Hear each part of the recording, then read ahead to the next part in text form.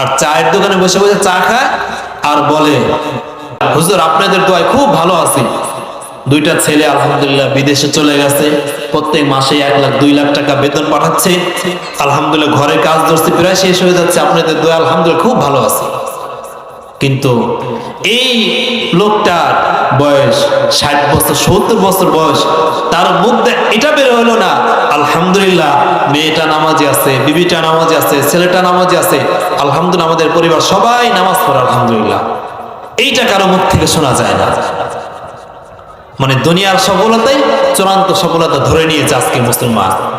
এই কারণে প্রত্যেকটা ফ্যামিলির ভিতরে শুধু অশান্তি অশান্তি অশান্তি।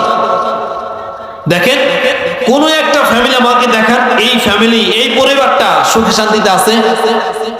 টাকা পয়সা মানেই সুখ শান্তি না। সুখ শান্তি ভিন্ন একটা জিনিস, টাকা পয়সা ভিন্ন একটা জিনিস। এজন্য নিজে তো নামাজ পড়বই, সন্তানগুলোকে নামাজ বানানোর চেষ্টা করে।